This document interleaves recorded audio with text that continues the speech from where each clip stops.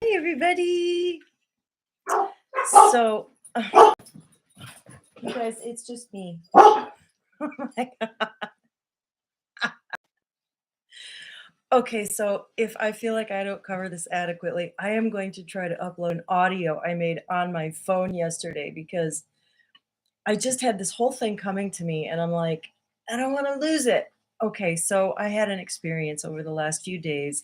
Somebody sent me a video of a guy called Christ of Melchizedek. And if you type it all in as one word on YouTube, you come up with them. And he's this bald guy with really big square frame glasses. And at first I was skeptical, and then I was like, wow, I really like this. I resonate with this information. And then I listened to a more autobiographical video. He gives his history, and it's like, okay, this guy's legit. I really like him.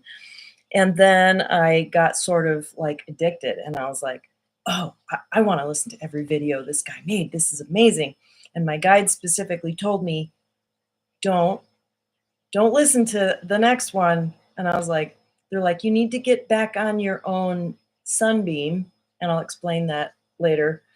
But I was like, no, I want to watch it. And then I saw something that turned me off, and I was tempted to just throw out the baby with the bathwater. And in that transaction, this whole video came to me. And it really comes down to your own sovereignty. That's where we're going to end up, in your sovereignty, practicing discernment, staying inside yourself, trusting your inner authority, and then enacting your will according to your guidance. Like, that's the ideal picture. But I'm going to talk a little bit about how we scramble around before we get there. So, the guru shopping that we do. So this is how I work, and this is not at all how a lot of people I know work, because I'm a 9 on the Enneagram. I tend to kind of merge with other people's energy. It's taken me decades to find that center place and to be like, okay, I'm an authority, and I go from there.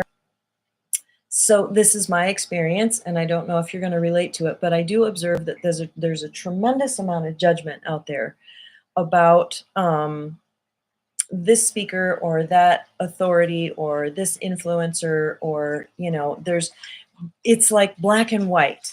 It's like, oh, I just love this person. And I find myself wanting to go to a place of like, I really, really trust this person. And I do have kind of an internal gauge of how much I resonate with them, how much value is there for me, and then where there's like no value at all. And it tends to get sort of black and white, but it really is a gradient. And what I'm doing is I'm determining how much resonance there is really. But the ego wants to give the authority away. The ego believes it's lacking something. This isn't ego in terms of arrogance. This is ego in terms of deficiency.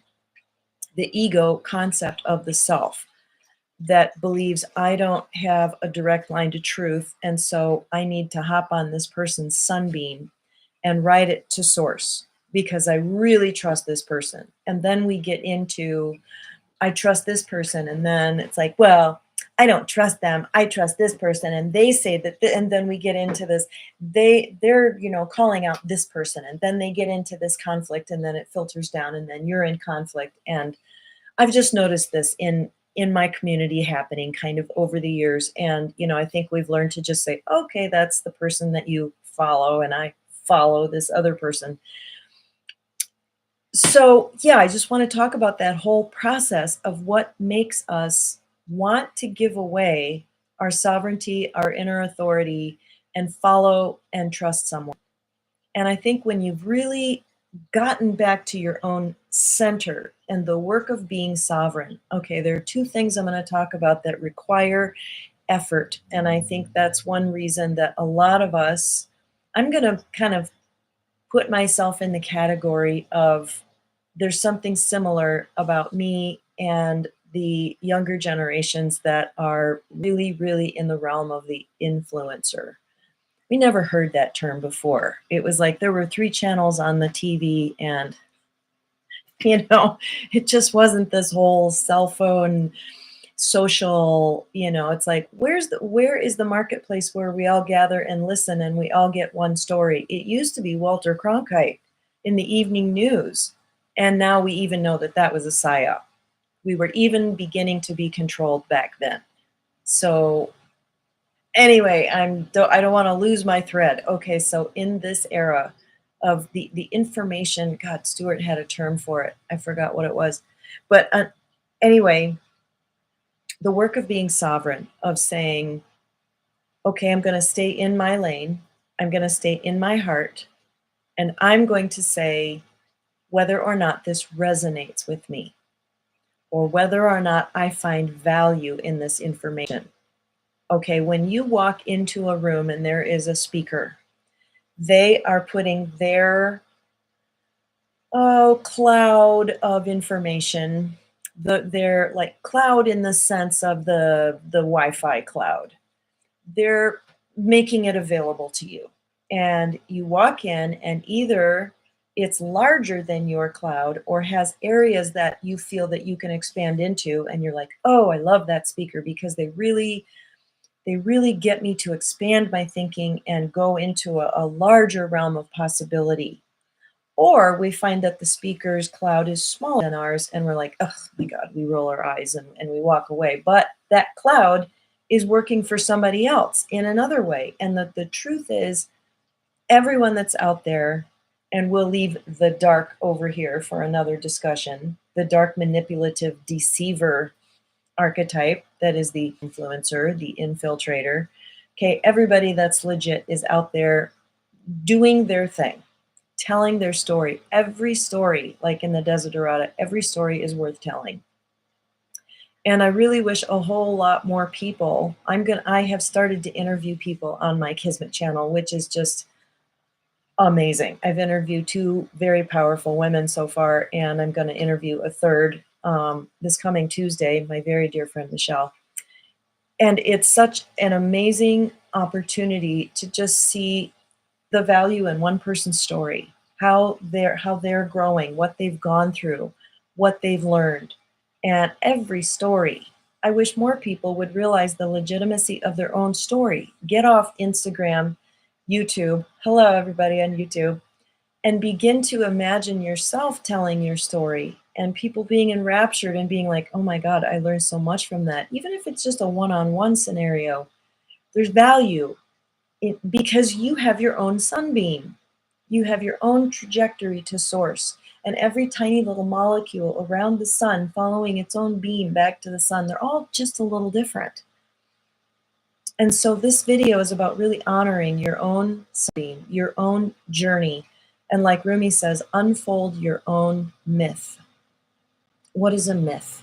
It's a story that gives a picture and analogy and allegory to your life, the meaning of your life.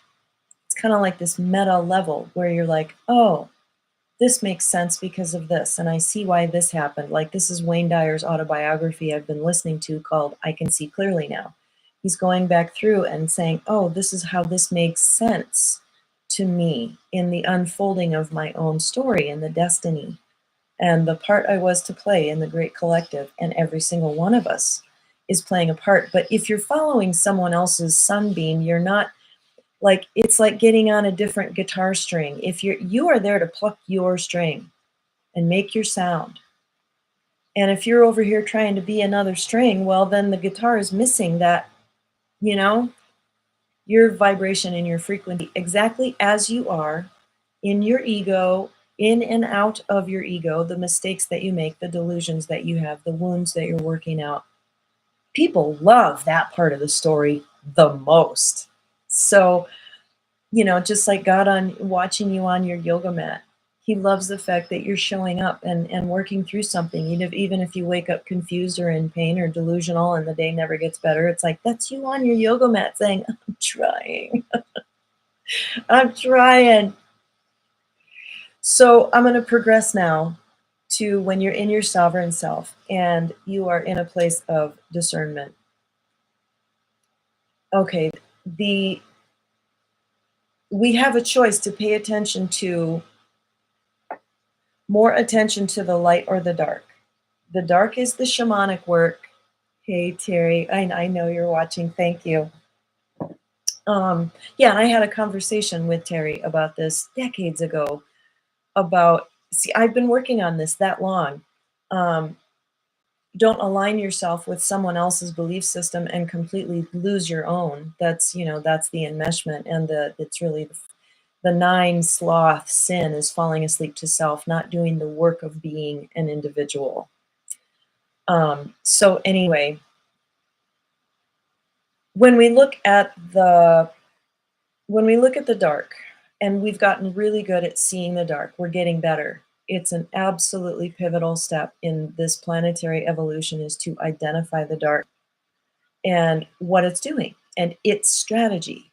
Here is one of its strategies. And if you hear a speaker and you like and value what they have to say, but you go away somewhat in a state of anxiety, and then you start comparing yourself to them, and then you wonder if you're matching up, and you feel kind of inferior, and then you're sort of addicted, and you want to watch more and more of their information, because like it just feels like you need them to help you interpret reality. Okay, this might be happening.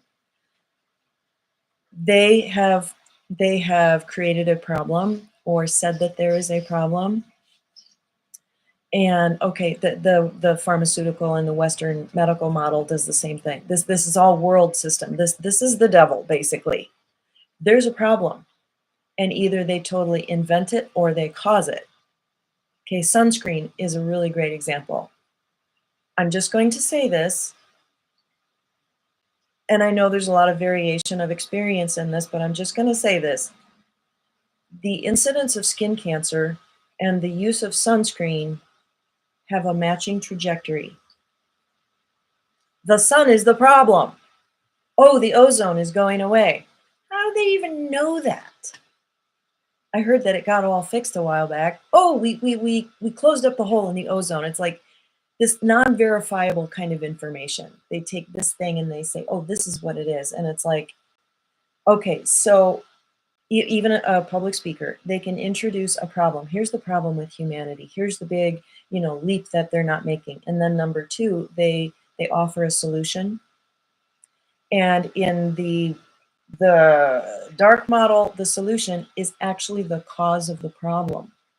So you need sunscreen. See, you just got cancer.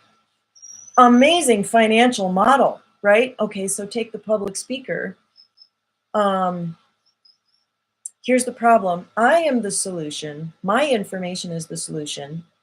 And if they tell you that they're special, that they know more than you, oh, trust what? Trust the celebrity, trust the science, trust the speaker, trust the expert. We have an addiction to this. Okay, there are people that know stuff, okay, and you have to vet them and run it through your own discernment, and then use your common sense, and then like pray and trust what you get. How does it feel inside you?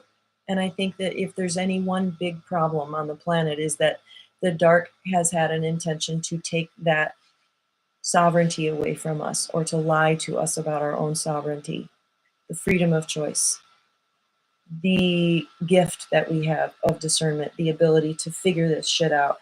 Everyone has this ability. You don't need to trust the expert. We have a lot of helpful voices out there. My voice is directing you inward. If this other voice says, I'm special, like I have this special alien implant that allows me to talk to this fifth dimensional being, and nobody else has this special thing, and I'm special, and so all of my information should rank above your information. And some of you will know who I'm talking about, and that is the dark model. Okay, what if that is true, and so forth? Well, the Christed model says, I live in everyone's heart, and that's enough. I don't need some fifth dimensional alien telling me what's real. I really don't. Okay? I came here of my own volition, and I have my own sunbeam to source. Never forget that sovereignty piece. Okay, so then step 3, if they give you a method or something like that, be really skeptical. They may have 80% of information that is amazing and it resonates and it feels really good. Well, that's how it works. It's the 80-20. That is the model.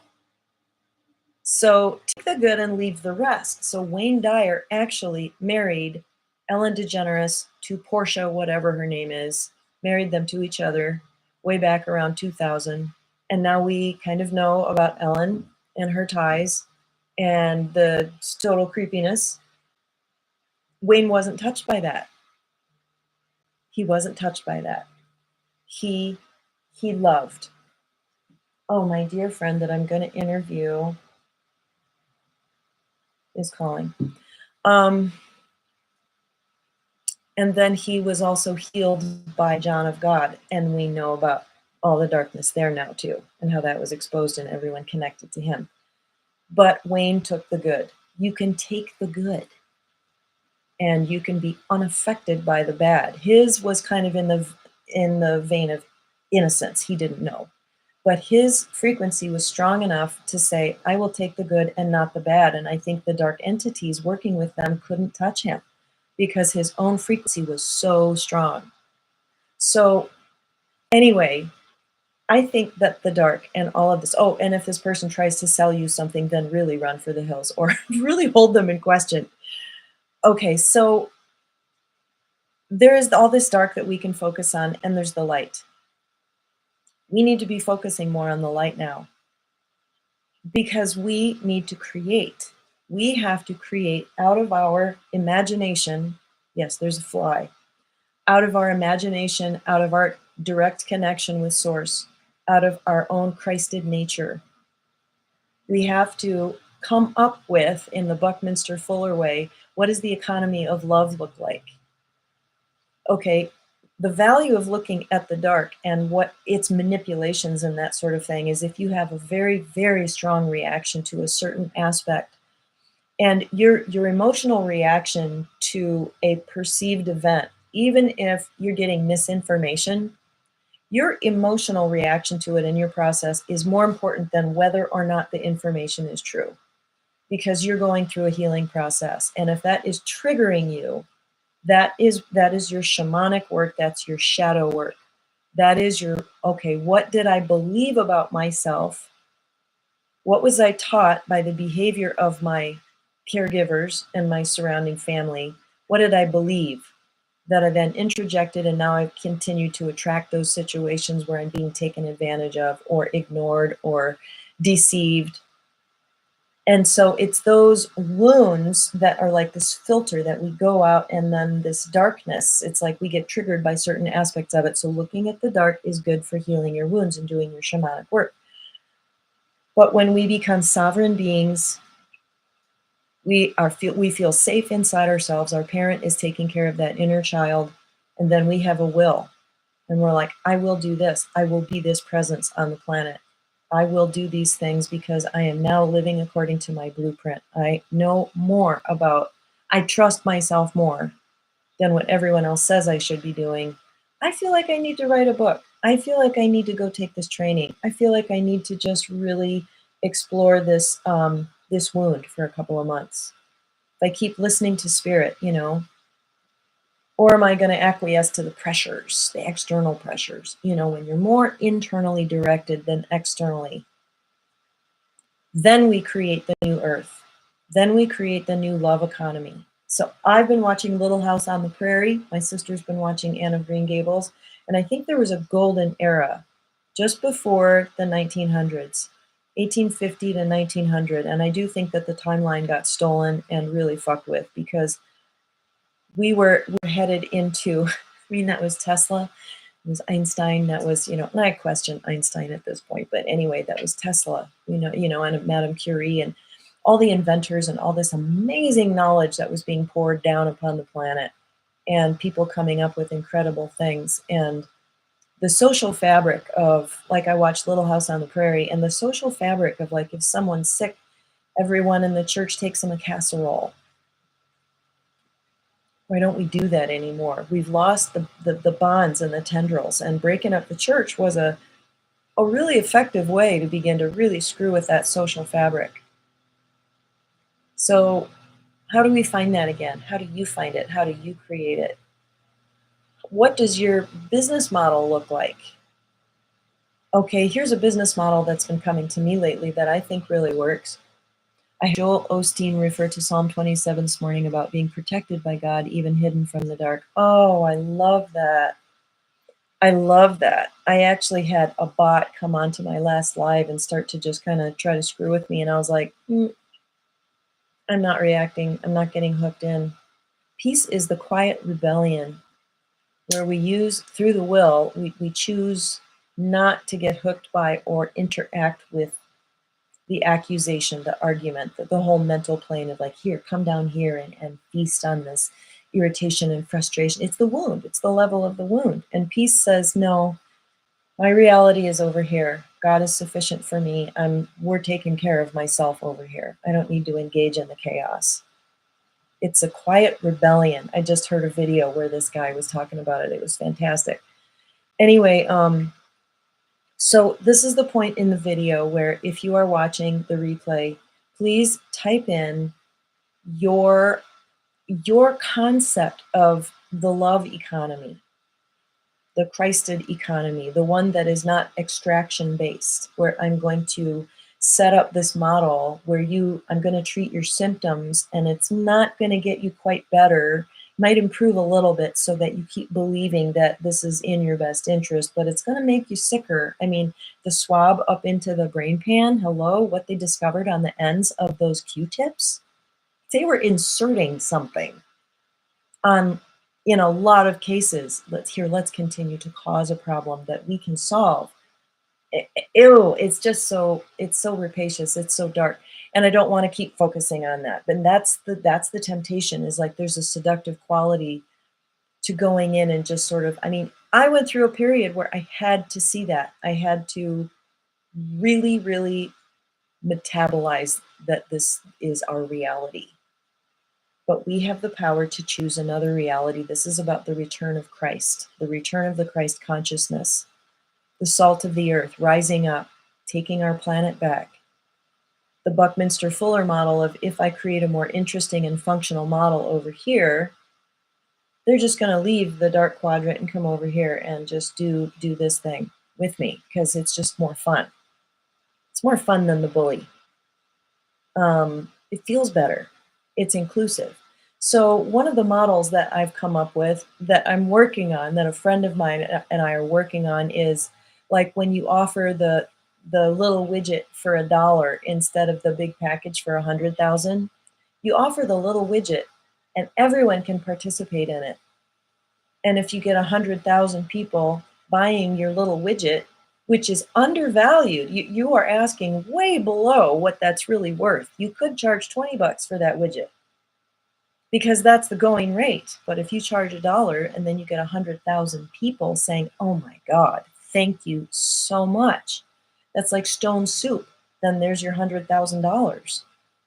And a lot of people got blessed and there was a community interaction. And I mean, so this, I'm just throwing out ideas of remaking, using the existing system, which we all know is probably going to collapse and go away, but we have to work within it for the moment.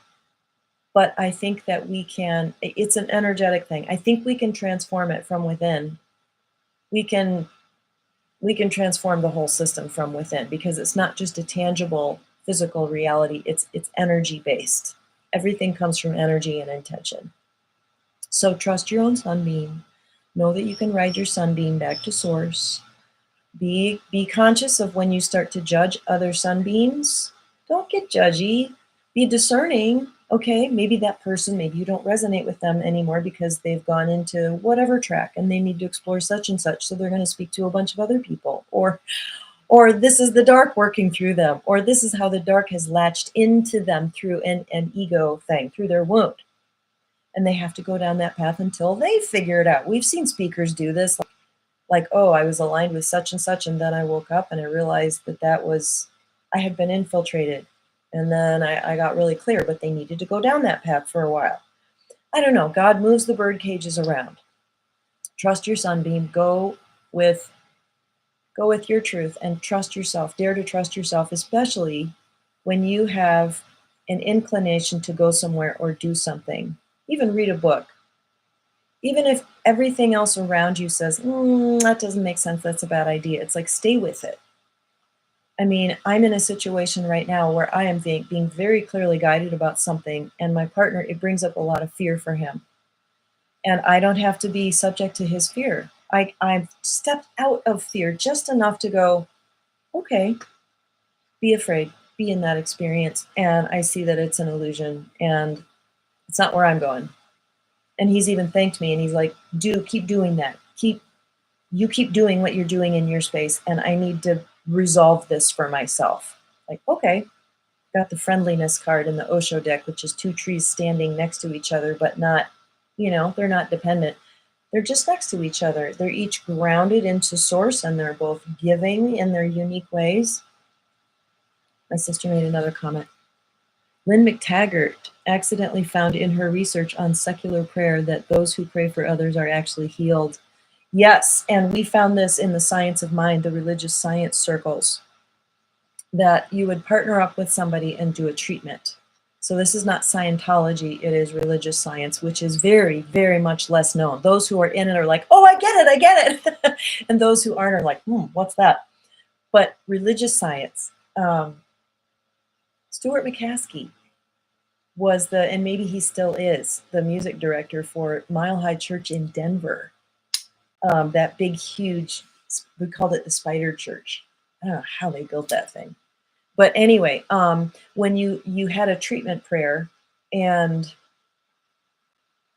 the steps of the treatment, Ernest Holmes, it was more a philosophy than a religion. And step one is God is all there is. So you just merge with this oneness. Number two, I am one with God, my individualized self. So you're coming down and you're saying, here's my sunbeam. I am an individualized emanation of the oneness. Therefore, I am what I desire. Say you're trying to manifest a car. Then you say, I am one with mobility. I am mobility. I am freedom. I am agency. I am automobile. And like Neville Goddard says, if you assume that you are what you seek, your assumption, though false in the moment, if sustained, must harden into fact. So when you're holding the frequency of Sally is mobile, I'm doing a prayer treatment for Sally. Sally wants a car. So I'm like, all there is God. Sally is one with God. Sally is mobility. You're holding that frequency in your own body. And then what we found in our group is that we would manifest the thing that we were treating for because you're holding the frequency of it. So that's another reason why to really be in prayer and supplication for other people, because their need may be reflecting something to us that we're unaware of, like, oh, their relationship with their daughter is restored. And then you go, oh, my relationship with my daughter could have been so much better because this big, huge thing just happened. Sometimes when you pray for something, the spirit says, okay, in order to get there, we have to clean out your garage before we can put a new car in there. So you know what I mean by that. Like I prayed for money last year, and then I went through the most challenging personal development year that I have had since I can remember. It was like, boom, boom, boom. Now we're done with this, now this, now this. And for a while I would get a little break, like a day, and then boom, the next thing. And then it started to overlap, and then it started to layer. I was like, oh my God. Anyway, now I can say, okay, fill up my coffers because they're empty now. Now they're available to be filled up with this thing that I'm affirming that I am. I got rid of all the lies. I'm not worthy. I don't know how to make money. I'm handicapped. All those things. It's like, I don't believe those anymore. So now I'm open to, all these things are now avenues for abundance, my uniqueness. It's not a handicap. It's a gift. It's a, whatever. So I feel like I'm getting lost a little bit. Terry says, I like trusting your sunbeam, inner listening. Yes. So anyway, yeah, thank you for that comment. So I'm going to close it out there and ask you, if you are watching this, to please think about and call it in. Share it if you have something tangible. What does the love economy look like? How can we build and participate in things that are not extraction based? They're not rapacious. They are not parasitic, but life-giving and life-affirming. Okay, thank you for listening. Bye.